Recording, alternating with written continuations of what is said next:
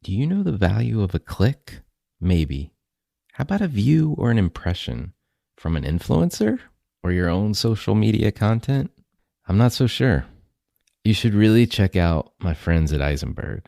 They've got this social index, and social index gives you earned media value of all your KPIs across all the main social platforms, including TikTok. And these values are updated every day. You don't want to be stuck in 2020, do you? Over 1,000 companies have used the social index to understand the ROI of their campaigns. And if you work with a social agency, you should really ask them to incorporate earned media values into your reports. Get your earned media value for social content. Visit earnedmediavalues.com. Again, that's earnedmediavalues.com. For all of us, it's about predicting where the consumer is going and getting half of it right. One of the things we want to do is create ads that don't suck. Embracing change creates great possibility. I'm Alan Hart, and this is Marketing Today. Today on the show, I've got Teresa Barreira. She's the Global Chief Marketing and Communications Officer at Publicis Sapient. And today on the program, we talk about her path to becoming CMO at Publicis Sapient, which tracked through technology and professional services companies like IBM, Accenture, and Deloitte prior to joining Publicis. We talk about her new internship program that she's launching and why she's so excited about it, as well as what the role of a marketer's leader is in driving diversity inside the organization and through diversity and inclusion. And we obviously talk on business transformation, which is what Publicis Sapient is driving for many of their clients, as well as an example that she uses from McDonald's. I hope you enjoyed this conversation with Teresa Barreira. Teresa, welcome to the show. Thank you, Alan. I'm very delighted to be here with you today. I'm excited to learn quite a bit more about Publicis Sapient. But before we get to the business side of the equation, I hear that you, I believe, grew up in Portugal and immigrated to the U.S. Do I have that right? That's absolutely right. I grew up in the northern part of Portugal and immigrated to the United States at about age of 16 and a half. What brought you to the U.S.? So a couple of reasons. One was family. I had a lot of family that lived in the United States. Matter of fact, my grandfather, before he married my grandmother, he had immigrated to the United States at a young age. So I always had a lot of relatives that lived here. And when I was 12 years old, my father passed away. And my mother, after a couple of years, decided that it would probably be best for us to immigrate and to reunite with her family. A lot of her siblings, all her siblings, matter of fact, they lived in the United States. He was the only one that stayed behind with my grandmother. So that was one reason. The other reason was actually, at the time, I had aspirations to become a doctor. And Portugal, back then, really only had a couple universities, medical schools. And it was very difficult to pursue a medical career. So coming to America and going to university here for the first year, or actually applying from here to university in Portugal, was much simpler because I would apply as a foreign student. And Portugal at the time was giving opportunities for children of immigrants to return to Portugal. So I would only have to take a language exam versus taking the standardized exam to enter university. So that obviously would have been much easier for me. So those two reasons combined led us here. And history will tell you that I never went back to Portugal and I never pursued a medical career. Right. Well, I was going to say, you are now the CMO at Publicis Sapient. What was the path from doctor aspirations into marketing? My path wasn't very linear or frankly predetermined, meaning as I didn't grow up thinking I was going to be a CMO or even working in marketing. And as I just said, my aspirations were to have a career in being a doctor. You know, when I was a kid, my mother, she had a stronger believer in education. And she used to say to me, you have to go to school, study really hard. And when you get older, you can either become a doctor or a lawyer. And if you can't do either, then you should work in a bank. So as planned, when I started university, I was a pre-med major. But after taking organic chemistry my sophomore year, I decided this was not going to be a good career choice for me. So after university, I ended up going to business school, and really was there that I was introduced to marketing. And I joined IBM right after business school and spent 10 wonderful and exciting years at IBM, working many parts of the business and traveling to different countries and regions. And I was really fortunate to work in all aspects of marketing, from product marketing to brand, industry, alliance, and solution marketing. And frankly, it was the best learning ground for any young and motivated and curious person. And really, that's how my career began. And up leaving IBM after 10 very successful years, not because I was unhappy, but because I felt I should try something new at the time. And I went to a software startup to build their brand, define and create a new market space for the company. And while I was there, I was then recruited by an ex-colleague to join Accenture. And to be honest, I was a bit hesitant to join a consulting and a service organization at that time, because I believe marketing at Accenture and all service companies were still in the journey to reach adulthood. But the offer and the opportunity was attractive. And I thought I would stay there for 2 to 3 years. And well, it turned out into 13 years. But it was a great experience. Accenture was a great place to put my marketing knowledge to practice, but also learn leadership skills, to learn how to prioritize, and mostly to learn how to lead by influence and build high-performance teams. I left Accenture and I joined Deloitte as their first chief marketing officer for Deloitte Consulting. It was a phenomenal opportunity to rebuild the marketing function into a modern organization that was really fit for purpose and growth. And then I left Deloitte and I joined Publicis Sapient 3 years ago. And the last 3 years has probably been one of the most fun and impactful I've had in my career. That's an amazing journey. And I would not worry about organic chemistry. I've heard that weeds out everyone. You really have to love medicine to take that. I think so. I went to a tech school, and a lot of friends took organic chemistry, and that was definitely the weed out course in my university.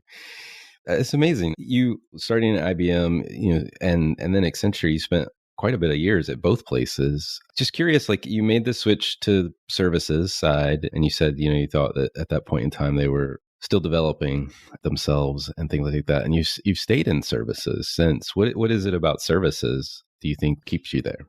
In service companies, unlike product companies, the way you market is different because you don't have a tangible product. So content becomes king and queen. So you have to understand, first of all, you have to understand the industries that you tend to market very well, understand those issues in those industries, and then go to market with more of a content-led and issues-based marketing strategy versus a product-based marketing strategy. And I do in some ways find it's a sophisticated way of marketing. And that does require, in some ways, a better knowledge of those industries and those customers that you tend to go after. But there's a lot of things, though. I mean, I do think at the end of the day, in product marketing, is service. The elements the basics are the same. So I joined Accenture to bring the product marketing concepts that I learned early on at IBM, which are fundamental. In some ways, that's what I really learned how to do through marketing. And join Accenture was to really bring that sort of mindset into the marketing organization.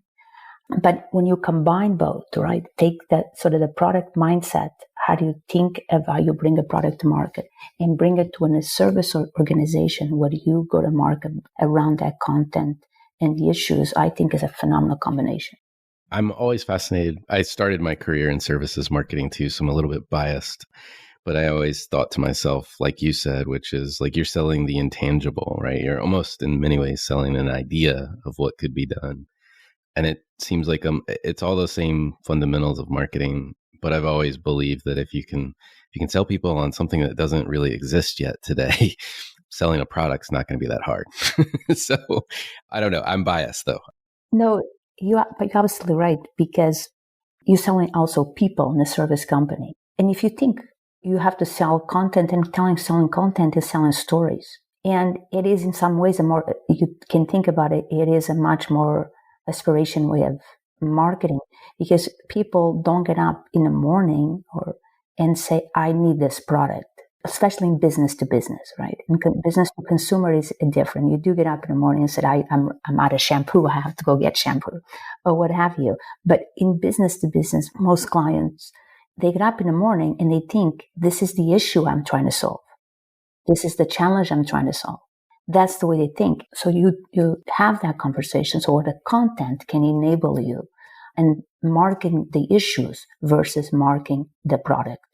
I know you were recently named a Bronze Stevie Award winner for your achievement in management. And I was curious what your experience or lessons you've learned as a top business leader and a woman. And if you had any advice for folks that may kind of sit in your shoes or in peers in other organizations. I just went through my journey. I've had a fun and exciting journey in working at these various companies. But throughout this journey, I think I have learned, I have unlearned, and I have relearned. And when I think back from where I started, the things that, even going back to business schools, we talked about then, and how do we apply that today? And some of the things we learn, we just say, you know what, that's probably not as relevant anymore. So I do encourage people to think about that.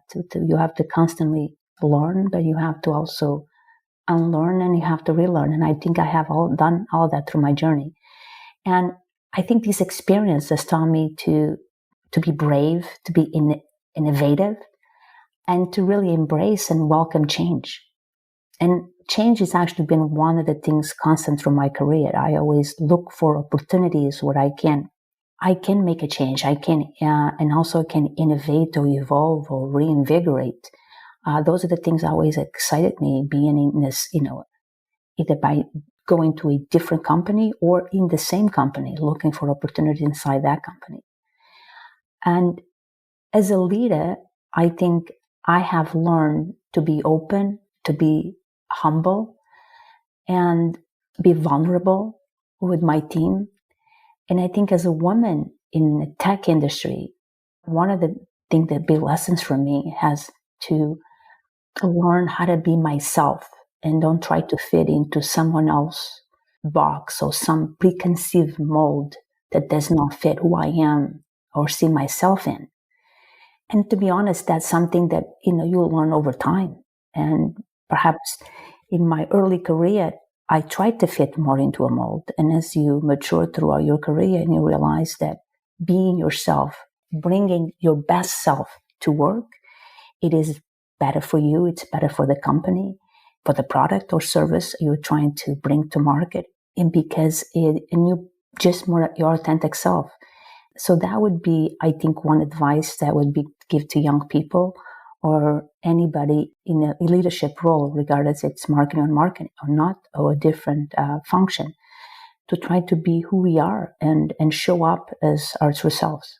It's good advice. And sometimes it's hard to do, right? To bring your full self to work, depending on what the issues are you might be wrestling with, even in your own life or your own background. But I think it's really good advice that you're giving. Yes. And I think especially, we started the conversation, you asked me as an immigrant, it can be sometimes more difficult because you don't want to be the person that stands out, right? I came to America and I still have an accent. I'm sure you noticed that. And your listeners will notice that. And obviously I can't, when you learn English at older age or any language, obviously you're going to have an accent. So I tried really hard early in my career. But what I realized is that actually this is part of who I am. And I shouldn't have to try to hide that. And as I was saying, being an immigrant, you sometimes feel that you want to fit into this box, right? So you try to hide a little bit and push back down a little bit of your culture, of where you are. And I have learned that it is actually not a good thing and didn't serve me well. I thought it would serve me well, not to show up as what I thought the way my colleagues are and the way they speak, the way they talk. And I've learned throughout my career that actually it takes away from me, but also takes away from my creativity. It's not, as I said, it's not good for me and it's not good for the company. So those are, I think, the things that you learn as you become more confident in yourself, and especially, and also more confident in your role and your position. And then, you become more open and more vulnerable, and again, become your best self.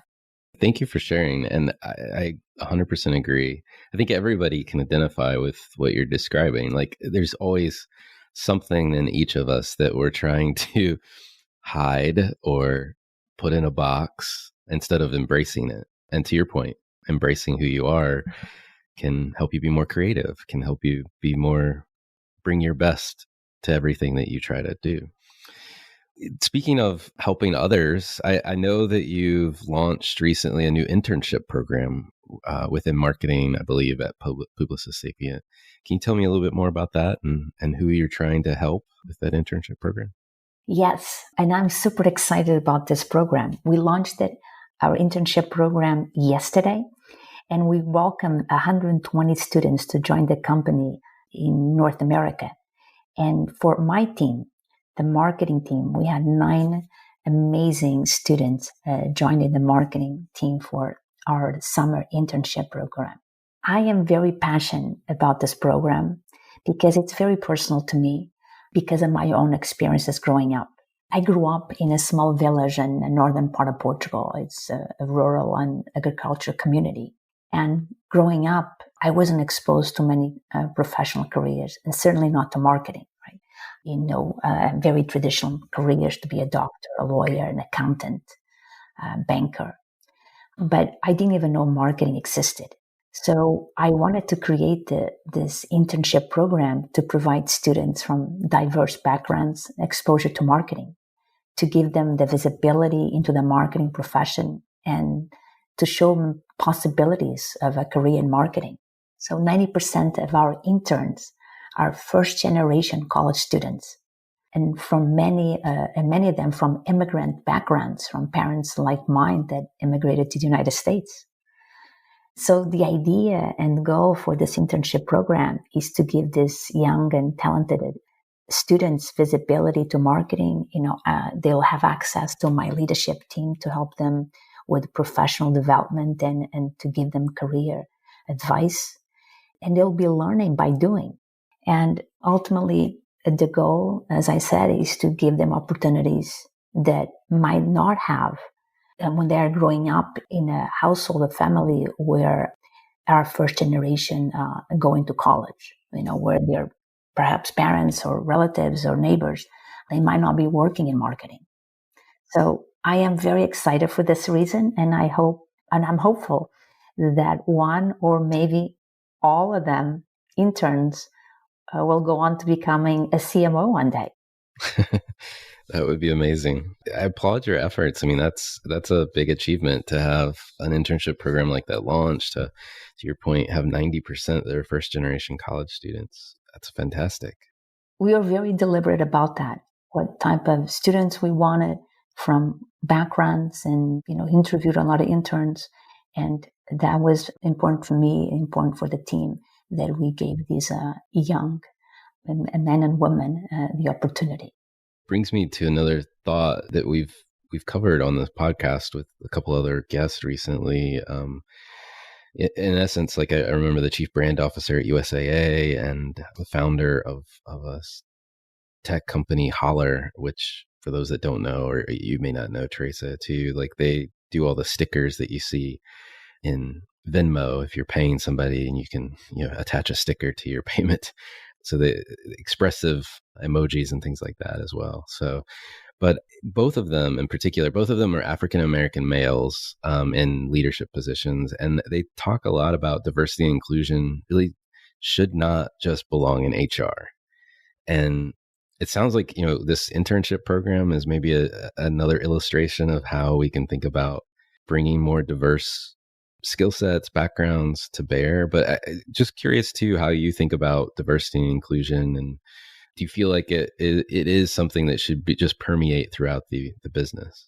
Totally agree that it's not an HR imperative. It's a company strategic imperative. And it needs to come from the top.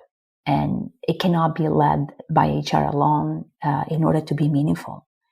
I do believe for diversity and inclusion to be embraced, it has to be a company-wide initiative.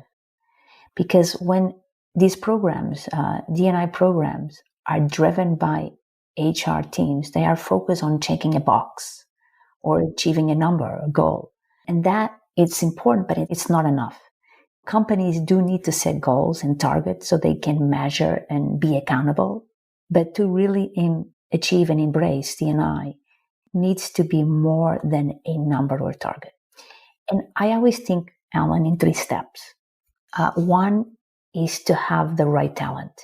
You have to hire diversity of thought, diversity of ethnicity, diversity of race. And you have to hire all types of diversity to inject new ways of working into the company or the team. And at the same time, reskill and upskill existing skills in the team. So to me, that's step 1. Have the right talent and the right diverse talent. Then number 2 is to create a culture where new and existing talent can thrive. Create this environment that allows people to bring their best selves to work, as I just talked about it. An environment where people feel empowered, confident, and safe to experiment and frankly fail. I think this is really important because hiring great talent alone is not sufficient. If you don't have the environment to enable and support the talent, that talent might not stay in a company and might get frustrated and leave. Then the third piece is to create an organization structure or an operating model that facilitates and supports the culture and people and can be sustainable and scalable. Because the structure is important because it enables the culture and values to come to life by putting it into practice and living them every day. So I always think of sort of these 3 steps, right? You have to have people, you have to have the culture, but then you have to have the organization structure that supports that. And when I think about what I've done with my own team, it's really that. I came on board 3 years ago. I brought a lot of new talent, people into my team that actually never worked in marketing or even a corporation. 2 of my leads, one came from politics and the other person came from publishing. It was the first time for those 2 individuals to work in a corporate structure. And it was phenomenal because they brought the new ways of doing things. And what helped is modeling to the rest of the team. When I came on board, I had this, I brought the team together and I really wanted them to think of different ways of marketing. And how do we bring agility, speed, innovation? And we got together and we talked about it and how to embrace an entrepreneur mindset. So we had all this great conversation and everybody agreed and believed it and embraced it. But then the question is, how do I do it? And you can send people to training. There's a lot of agile methodology workshops you can go to. But then how do I apply it? That's the hardest part because I do believe everybody wants to evolve and people want to learn. But then is how do I do this in my job? And one of the things I find that was the most value is to watch somebody else, is to bring people that have done it in other industries, right? Think industries like if your example being in politics, It is super agile because every day you got to follow the news, and every day you have to be able to pivot quick, and you have to be able to have that flexibility. So you watch how somebody brings that into their work. And what I noticed with the team, they start saying, this is how I can do it. So having, again, that diversity of thought was really important. And then the second thing is to create an environment to give people, as I talked about it, and in my team to say, create that culture. But the last thing that was really important when I think about in my team that we did is we created what we call a pod operating model. We call it the pod model that allow us to lead and engage with openness and agility. And our pod model is a work construct that enables all the marketing functions to work in a very agile way, to collaborate, to innovate, to ideate and solution together inside the pod, because we are aligned by function, right? So I have 9 leaders. Each one person would lead PR, and another person leads content, another person leads industry marketing, analytics and insights, and so on and so forth. And when you think of being organized that way, it can become super silo. But the pod, that's what breaks the silo. And each pod is aligned by an industry.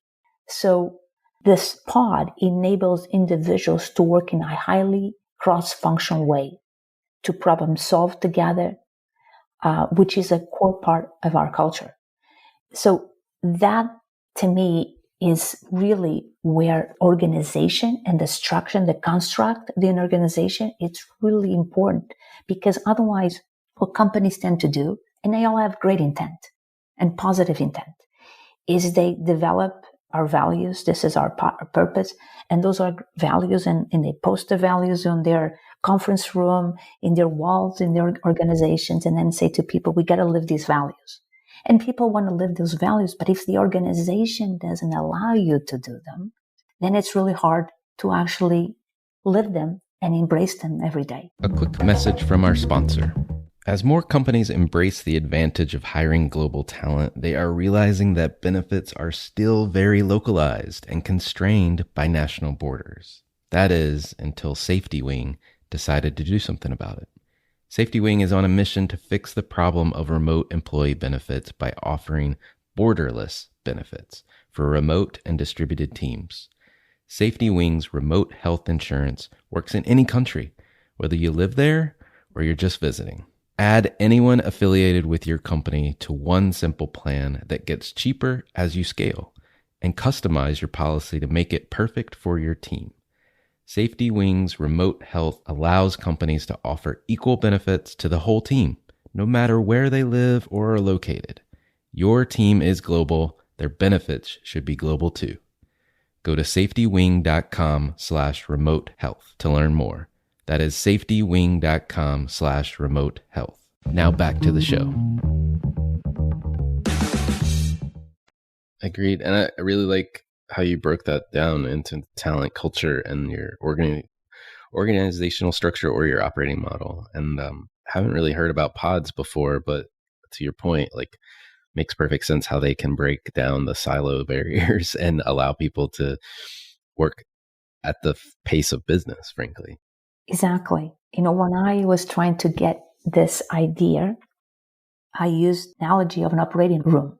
If you think of an operating room, people come together from different disciplines in the hospital. So you have a nurse, you have a doctor, you have an anesthesiologist, and they all work together in concert to save the patient. And they know each one knows their role. Sometimes the same team works together, but the same nurse can go work with a different surgeon, with different anesthesiologist, but they all know their role, and they're all focused and in the same goal. And our pod construct is the same. We go to market around, we talked about issues in the beginning of the conversation, how it's important for align around those issues. And then when we come together inside that pod is really to solve for the same thing, whatever, enabling a journey, bringing a campaign to market. But that's exactly it. And our pod has individuals that always sit in a pod, others that come in and out depending what we're trying to do. Teresa, to change subjects a bit, still talking about Publicis, I'm just curious, What type of work are you doing for clients? I'm assuming it's in this like digital business transformation space. And I'm just curious, like, what types of transformation are you driving for clients? And frankly, maybe what the impetus to change right this moment is in this kind of precarious state of the world, if you will, coming out of a pandemic, but wanting to grow. And it's an interesting time, I can imagine. It is. It's an interesting time. It's probably never been the best time to do digital transformation right now. So all the work we do for our clients is digital business transformation, and we call it DBT. And we call it digital business transformation versus just digital transformation because frankly, you can't have, in order to really be transformative, business has to be part of it. That's why we call it digital business transformation. And for us, digital business transformation is not just about doing what I call random acts of digital, but about helping established companies transform their business to better serve their customers and to be ever relevant. So we are very clear on what constitutes digital business transformation. And we define it, what it means to, what something is transformative or something is not transformative. And it just could be great work and amazing work, but it's not means it's transformative work. So we're very clear in that because as a company, when we relaunched 3 years ago, we were very clear that the work we're going to do is all about helping companies transform their business for the digital age. And of course, to your question, right? What types of transformation are we doing? And it does come in different, and transformation is just not one size fits all. It is much more of a continuum, if you think about it, where companies can start at different stages based on their existing journey. Right? So one company in this continuum could be at the beginning, another one could be at the middle. I don't think anyone is at the end. So working with our clients, we often see 3 types of transformation. We call it defend, differentiate, and disrupt. And I'll give you a quick highlight of each. So defend is really about incrementalism, doing the same, doing what you're doing, but doing more of the same and that's what a lot of companies have been doing up to now. And then differentiate is about evolving and advancing your existing business.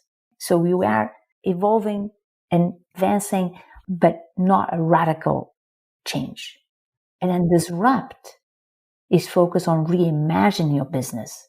It's fundamentally changing the way companies operate and engage with their customers. That's really true transformation. Now, that's where you see less of that, right? You would see probably more companies doing the differentiate and versus disrupt. Like if you think of an example, a company that really disrupt, think about Netflix, what they did when they moved from DVDs to streaming. I think COVID has been the biggest driver and accelerator of change. It really has moved digital transformation to a number one priority for every company across every industry and sector. From industries and sectors that they were laggards, such as health, education, government. Who would think the education, right? Like overnight, they all had to go online, right? There was no other choice. So we have become a digital economy and society overnight, and there's really no going back. So right now, it's funny because you can't even say doing digital. We are digital, right? There's no other world. We live in a digital world. So everything, like if you are not at some sort of digital presence, then you really, you cannot do business in this economy. It's so true. I mean, you think about it, we are completely digital, at least the work that we do, right? So you gave some great examples just to like help illustrate your defend, differentiate, and disrupt framework for the types of transformation. I'm just curious if there's any other examples you want to share that come to mind or cases that you're working on. We work with clients across all industries and sectors, and we do different type of work, but we make sure our work, what we do is to really help these companies and brands that we love, we grew up with, like McDonald's, to really help them unlock and create value to either, sometimes improve efficiencies, look for new sources of growth, ultimately to enhance the customer experience. So we always think about transformation, real transformation, disruptive transformation should be from the outside in versus the inside out. You should always start there from the eyes of your customer.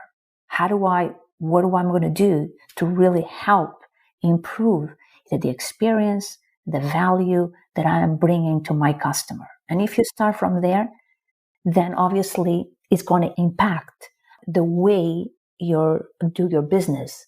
So McDonald's is a great example. We fully innovated the entire customer experience from front to back, from the way the customer engages with the menu to the technology required to enable it and the workflow to make the food. So we created a digital platform that allows the customer to order the food from anywhere without impacting the quality or the service. And most importantly, gives the customer a choice how to receive the food. Do I want my food to pick it up at a curbside, to go pick it up at a drive-thru, inside the restaurant, at a subway station, or to be delivered to my lobby in my building? But the important thing, Alan, in this is that how do you do that and maintain the same consistency and quality regardless where the food is being picked up or delivered? So think about French fries. Right? You want those French fries from McDonald's nice and crispy. So you want to get the same crispy French fries at the same temperature for the same amount of time, regardless of the location. Now, this requires integration from the front end to the back end and rethinking the business process along the customer experience and journey. So that's an example where we're talking about a transformation that is driven to improve the customer experience, to bring more value to the customer, and frankly, to make fast food even faster. I think that example is really key because, to your point, no one wants soggy French fries. That's a challenge, nonetheless, to try to figure out how to make that work. And one of my favorite meals is steak frites. Yes, me too. I love steak frites. And in this pandemic, I live in Toronto, and Toronto, we have had extended lockdowns. Matter of fact, we just started the reopening last Friday, and we're still phase one of the reopening. We're really behind many other cities in the US. And so obviously all the restaurants were closed, right? They just now reopened the patios. To get steak frites delivered, it's hard because, like you said, by the time they get to your house, those French fries do not taste the same. And your steak, and you don't want to warm up your steak. The last thing you want to do is take your steak and then put it in the oven. You're going to ruin your steak. So it's difficult, right? Managing that process, that's what really, right? That it requires the company to rethink when you cook, how do you cook? What is the right timing, right? So if, like with McDonald's as an example, in the French fries, if I'm picking up the French fries at a drive-thru, I have to knowing when am I there? Am I approaching? How far away am I from the drive-thru? So I start cooking the French fries right now. I always ask this question. It's the last question I ask most people that come on the show. And I think you're in a unique vantage point with both what you do in the business and driving transformation, but just as a marketer, having been at a couple different types of businesses in the past and as a CMO. But curious how you think about either the largest opportunity or the biggest threat that's facing marketers today. First of all, I think it's a great time to be in marketing. Perhaps this is the best time.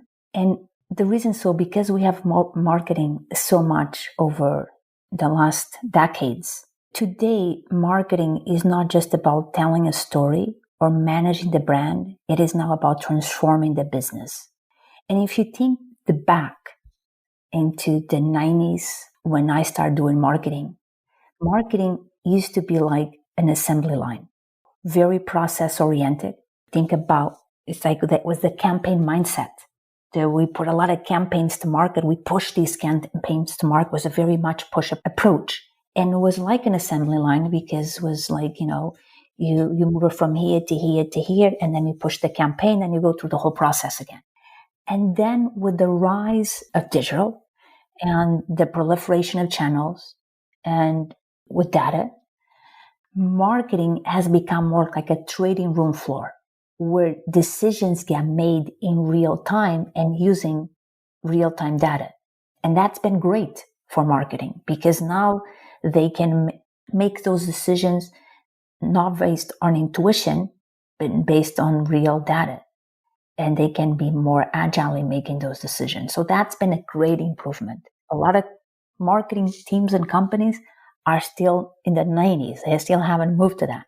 But what I think the next phase of marketing, which is now where we're going, it's going to become more like what I call a lab, where everything is much more experimental and we'll keep adding and changing to the formula. If you'd like to think a chemistry lab, we're going to be more experimenting and adding different chemicals and creating different things in real time.